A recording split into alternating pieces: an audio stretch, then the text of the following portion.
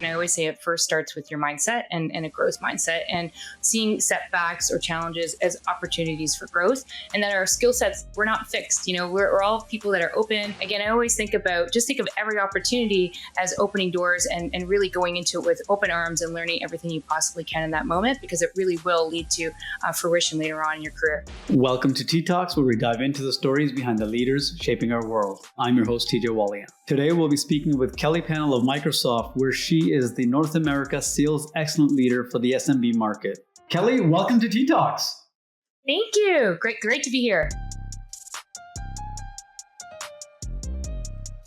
Awesome, Kelly. Let's start with a quick 30-second intro of yourself for our audiences, because you've made some interesting transitions, and I'd love for the audience to hear from you directly.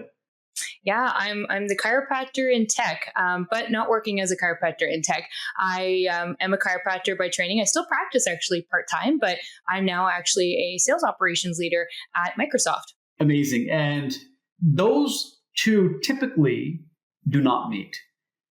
Tell me what prompted you to do this? What made you get up and say, hey, I'm done with this aspect of it, and I want to try something new. I want to try something exciting. Because you obviously invested a lot of time in your education to get your certifications, your designation. So talk to me about that, Kelly. I'm really curious. I know, until you kind of tell the in-between story, then it kind of all makes sense. When I was about 6 months from graduating from chiropractic, I was having some issues with my wrists, so I asked to be x-rayed, and the x-ray showed that I had instability in both my wrists. And so the radiologist said to me, I remember that day standing in basically in a hallway, and she said, you're not going to practice full time, or at least not practice at all, maybe. And so I thought, yikes, okay, we better, diversify. What's plan B? Let's start to leverage all this knowledge. I'd already completed 9 years of university at that point in time. So I went back, did my master's, and I thought, okay, I'll teach part-time, I'll practice part-time, I'll own a clinic. I did some consulting. So I was really leveraging my chiropractic background, but wearing multiple hats. Also then an LRT was built, the Eglinton LRT. My clinic was at Avenue in Eglinton. I was really forced. I needed to sell the clinic, and I thought this is the time to really make a change in 2016. And I went into sales. I leveraged my medical experience and became a medical sales rep. Then later took that teaching experience, became a trainer. And then, of course, eventually then moved from sales training, was in sales excellence in that discipline. And so I was able to move from med device to med tech, and then over to now tech. So that's how the transition occurred. Amazing. And now it makes a lot more sense, obviously, because initially I was looking at your profile. I'm like, how does that connection even happen? But it's quite inspiring. And why sales? Out of all the things that you had options for Kelly, why sales? You know what? It was a colleague of mine that also was struggling a little bit, owning a practice and just trying to keep the lights on. And so she had gone into medical sales and was really enjoying it. And so I just followed suit and actually applied to the same company that she did. Had a lot of closed doors, though. There were a lot of people, a lot of recruiters that wouldn't touch me because I didn't have formal sales experience at that point in time. And even in my final interview with the company, they said, you don't have formal sales. And I said, well, I've just been selling a service. I've been selling chiropractic. I've been building the clinic, selling it to physicians, networking with the BIAs and the local businesses. So I was already selling. I just was doing it in a different capacity. So it really wasn't that far of a stretch. And I was very proud to say my first year of sales in that company, I was number one in sales in Canada for my function. So obviously, it just goes to show it's really all about transferable skills and making sure that you give people a chance. And it's not just about what they've done, it's what they can do. Absolutely. And, and the way I look at it, Kelly, is that we're all sellers at any given point, irrespective of what we're trying to do. If we're trying to convince someone of an idea, we're trying to convince someone of a project, we're trying to convince someone to give us budget, funding, whatever it is, whether it's internal, external, we're constantly selling. So selling is something we all do and we have within us, but we just sometimes refuse to acknowledge and accept it. Mm-hmm. You're absolutely right. So I want to touch on, a growth mindset, because clearly you have one. You've gone through these transitions, these journeys. You've kind of rolled up your sleeves and said, let's go. Where does that come from? And how do you leverage that growth mindset on a day-to-day basis? I'd love to understand that. Absolutely. And, I do a lot of talks around resilience. And I always say it first starts with your mindset and a growth mindset, and seeing setbacks or challenges as opportunities for growth. And that our skill sets, we're not fixed. We're all people that are open. At Microsoft, we really talk about a learn it all culture versus a know it all culture. And that's something that really resonated with me when I joined Microsoft. So again, to be able to just be a sponge, take in and know that every experience is going to give you valuable skills that you can then transfer to the next role. When you see each role in that moment, sometimes you don't even realize that it's setting you up maybe for a future role. Just I think about when I moved to Philips, and it was a med tech company, because they had been working with AWS, for example. It was that experience with tech that really opened the door for me to even get an opportunity to interview at Microsoft and work in the tech community. So again, I always think of every opportunity as opening doors, and really going into it with open arms and learning everything you possibly can in that moment, because it really will lead to fruition later on in your career. Yeah, and a lot of times I think when I look at the growth mindset aspect of it, it's easier for some than it is for others. And what I've discovered is you have to really train your mind. You have to really train yourself. Like anything else, you got to train your mind to be in that mindset, if you will. For you, Kelly, what has that looked like from whether you were growing up? Was it a positive and a growth mindset, or was that something you deliberately came across and said, I've got to really change and be deliberate about how I think and see things? What are your thoughts there? It's a great question. I've never been asked that before. I would say that it's probably not something that came naturally. My upbringing was, again, my family comes from Newfoundland, and my parents. I was the first one to go to university in my entire family. So to go to do 4 degrees and and some additional training, that was a lot. Obviously, I love to learn. That just came from me, I think, naturally a little bit, but being deliberate in terms of like going after, and again, how do I grow? How do I again expand my skill sets, and just seeing every opportunity as an experience to learn, or every experience I should say as an opportunity to learn, and just every encounter, every person I come in contact with, wanting to grow, wanting to learn.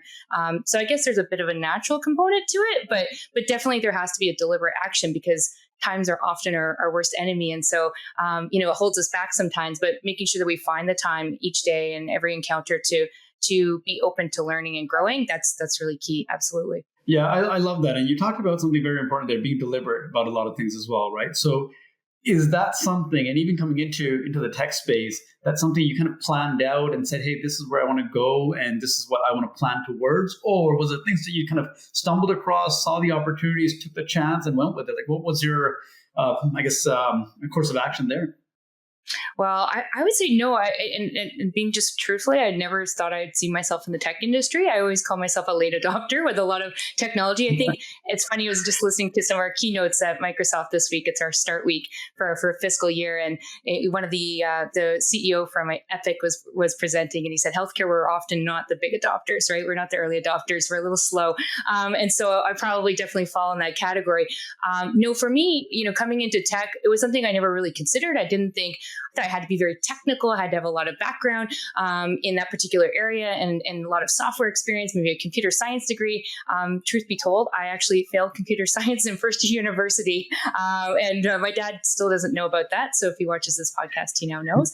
But, it goes to show that, in any company, in any organization, there's a fit for you. And you have certain skill sets that you can bring to the table that are a strength. And so for me, being strong in operations was able to transfer me over to Microsoft. And so now I can explore, and the options are limitless, but definitely going into tech wasn't intentional. It was more or less, I was at an organization where it wasn't the right fit for me, and, just culturally. And so I felt, I wanted to find a strong culture. And for me, I've been really thrilled at the culture at Microsoft, the people that I work with.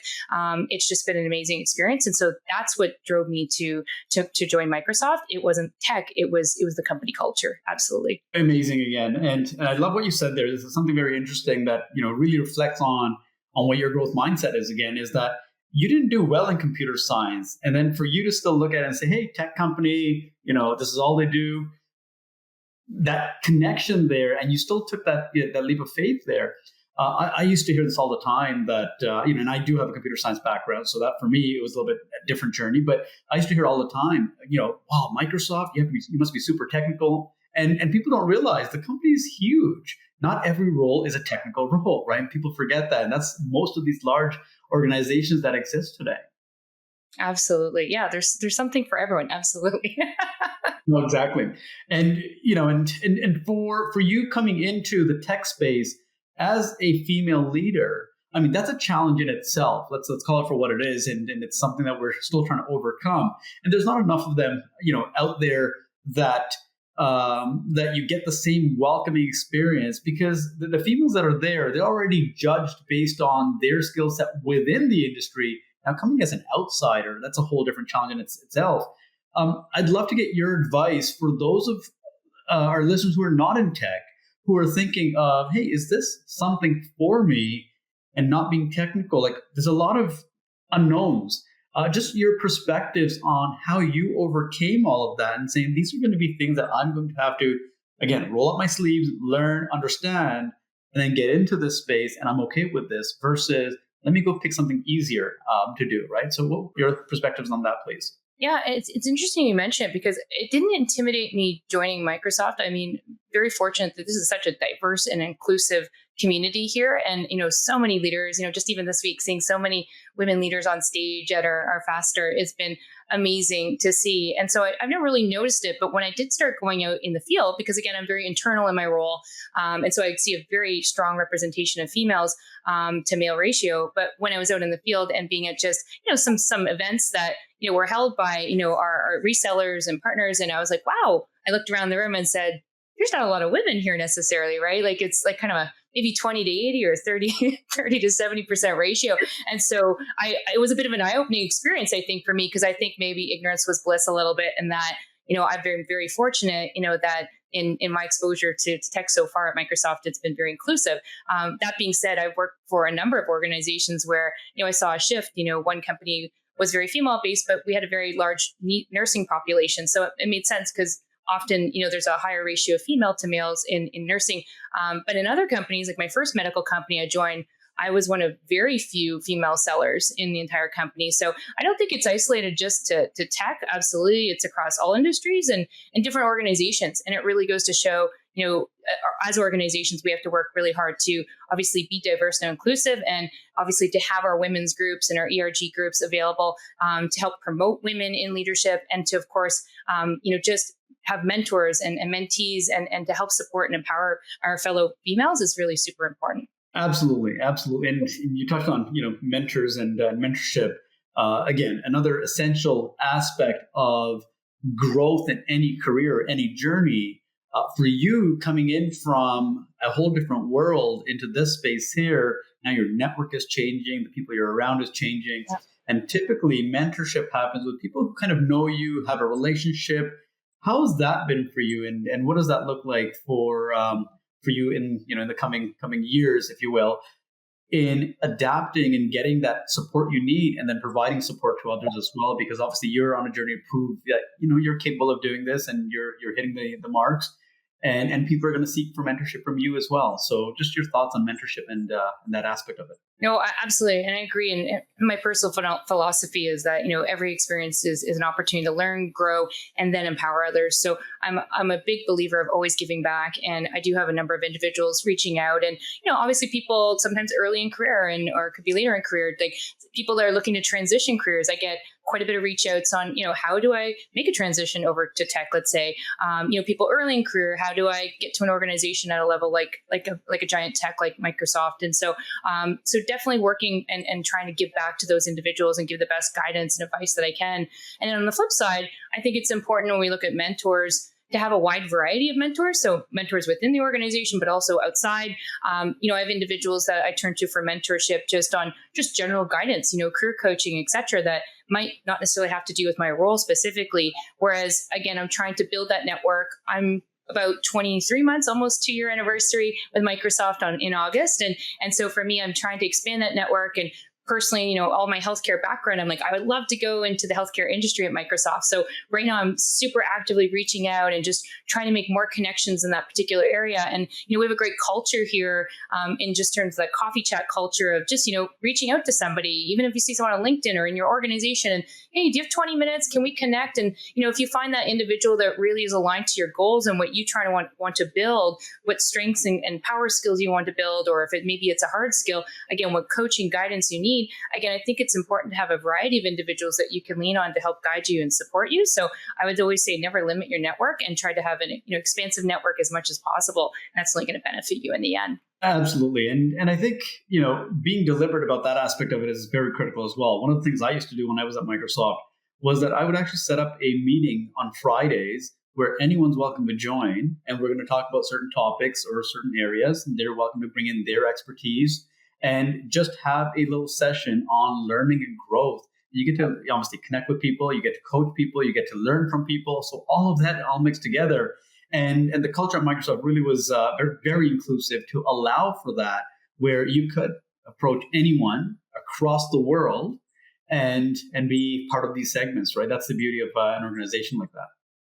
Yeah, and we just had an email that came out yesterday, from Sharon Schoenberg, who's of course now our EMEA president in SMC, and just supporting the women in leadership. And would you like to be a mentee? And I automatically just submitted my application, and so they'll pair you up with the right person. And so just amazing to have programs already embedded in the system as well, in addition to, as you said, those deliberate reach outs. So I think definitely I would always advise people to reach out and see what's available to you in your organizations. Absolutely. Absolutely. I'm going to switch gears a little bit to work-life balance. Given the world that you were in, very structured, now in corporate, not so structured in the same ways. And there's a lot of, busy times and slow times, and it's a roller coaster ride, essentially. Your adjustment into that, what does that look like today for Kelly? I'd say, again, my experience maybe haven't been in maybe private or maybe being independent contractor might have looked a little different, because I felt, as a chiropractor in particular, a lot of people juggle multiple roles. So they're often practicing, maybe they're owning a business and they're teaching and then they're consulting, kind of like I was doing. So I always felt that I think my work-life balance was weak at that time as well, because again, it's your own business you're trying to drive. And so I can always appreciate being a small business owner and how challenging that is. So I would say it's just a different level of work-life balance now. Obviously, Microsoft, they're huge advocates to, we have 10 holistic days a year, and I make sure those and my vacation days are always used every year. I think it's important to recharge, and refuel. So, I mean, for me, it's super important. Whereas I found in being an independent contractor, you never could really take a full vacation. I couldn't say I'm out this week, and so someone's going to cover for me and I'm not checking emails unless it's an emergency. I couldn't do that. I was always on call 365 days a year as an independent contractor, or a small business owner. So I would say I have actually more work-life balance now than I did it in my previous life. That said, I do still practice part-time. So I do always struggle a little bit with making sure I find time, and I'm a huge master of the calendar. I'm like, real calendar efficiency is key to making sure I have calendared time to, see friends or family, or, to golf, or, any other interests I have outside of work. So to even seeing my therapist, I mean, I go to chiro, massage, and I mean, I have those regularly booked, like sometimes 3-4 months out, because they're already so full in their calendar. So I think it's important that I always make sure there's time scheduled in for me, and some downtime. And so I think it's important that if you don't put it in the calendar, even my own patients, their biggest weakness is, I wish I'd gotten in sooner, but I got so busy. And so just get it in the calendar, and, worst thing, you have to cancel it, no worries, but at least it's there. And so you're intentionally or deliberately, as you say, making time for outside of work and for you to refuel. Absolutely. And that's great advice there, because if you don't get it in the calendar, then it's funny how fast time goes by and everything just creeps up on you really, really quickly. I mean, we're in July. I mean, I can't even believe where the year's gone, right? So yeah. Putting things in the calendar, great advice there as well. So Kelly, I'm going to switch things up. We're going to go into our rapid fire segment now. And our rapid fire segment is pretty straightforward. I will ask you questions and you respond with the first thing that comes to mind, based on, I guess, what your interests and behavior in those aspects are. So you ready? Sure. Go for it. Let's do it. Tea or coffee? The first one's easy. Tea. And the reason being, my family's from Newfoundland, so I was going to say we're British descent, so it's always tea versus coffee. Okay. And that's my go-to as well. I'm not a coffee drinker at all, actually. Your wake up time? Oh, I'd say like 8 o'clock. Not an early riser. I'm a bit of a night owl, that's for sure. I like to work later than earlier. No worries. And favorite book? Oh gosh, that's a good question.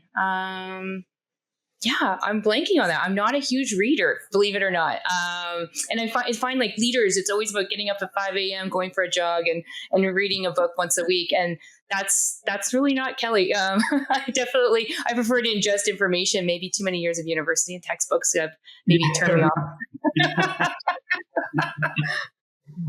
Yeah, I can't even think of one first that comes to mind. Sorry, TJ. All good. Favorite gadget you can't live without? Oh gosh, I don't know if you call your phone your gadget, but that's the thing that's always glued to me. But I must say, my newest thing I've really gotten hooked on is with golfing. I was able to get one of those Garmin watches that tell the distance. I can just kind of go, oh, this is how far I am from my shot, and use my air miles to get it for free. And I was like, wow, these things aren't cheap, but they're very handy. So now I'm addicted to having my Garmin watch to check my distance. Very cool. I'm going to look into that one actually, because I've seen them, but I've never pulled a cord on it and picking one of these up. So that's going to be quite interesting. Favorite quote you live by? Oh gosh. On the moment, in the spot, this is a tough one. Well, it's funny. I just was teaching or facilitating a women's networking group yesterday on resilience. And so there's a quote just comes to mind because I just happened to hear it. And it's by Brian Tracy. And it's that a goal without a plan is only a dream. And so it's really important, when you think about your career to really think about what is that plan and, your development plan and where you want to go and what's the plan that's going to get you there to make it a reality and not just a dream. Amazing. That's and it's so true when you look at it that way, right? Because like I said, time just goes through and you don't have any plans, you don't have any ways to execute. It just sits there. So absolutely. The next one, this one might be interesting, depending on what your response is. The weirdest thing in your fridge? Wow. Okay. The weirdest thing in my fridge. Weirdest. That's the hardest part of it. You just said something unusual. That'd be one thing. Gosh, TJ, you're throwing me such tough questions. I don't know. It's not unusual. I'm curious about the unusual now. Well, I'm like, there's always a bottle of wine or Prosecco in my fridge. That's for sure. You need to have that a little bubbly at the end of the day to bring you up. But yeah, I'm not sure if I have anything really odd in my fridge. Okay. The weirdest one I've heard is a USB key. So apparently that's smart. Yeah, so that was quite weird. Yeah, I was thinking baking soda, just to keep it fresh. I don't know. Yeah, that's quite common. I would think that would be a common one. It's common. Yeah. I think I'm pretty normal, normal with what's in my fridge. If you could instantly learn one new skill, what would it be? Oh, if there was no limit on time, I would love to learn a new language. That would just be awesome. I'd love to be fluent, for example, in French. I think it would open some doors here in Canada. Yeah, I wish I could just learn it instantaneously. Amazing. And our last question, if animals could talk, which would you want to have a conversation with outside of any pets you own? You know what? These are tricky ones. It's funny. I'm just thinking right now the hawk, because we have a bunch of hawks right now at our golf course and we're always watching them, and just kind of be interesting they're always soaring and all that they can see and, the perspective they get of, cause I always say I'm trying to take things 50,000 feet above, right? Cause it's easy to get in your world and everything at, the ground level. So it'd be awesome to have a conversation with someone who gets to see things at that level on a regular. Amazing. Well, thank you very much for being here, Kelly. I really appreciate it today. No, thank you for having me. This is great. And some tough questions really made me think today. Thank you. Thank you, Kelly, for sharing your valuable insights and experiences with us today. It's been a true pleasure. To our listeners, thank you for tuning in. Be sure to subscribe to TTalks for more conversations with the leaders who are shaping our world. Until next time, keep on inspiring.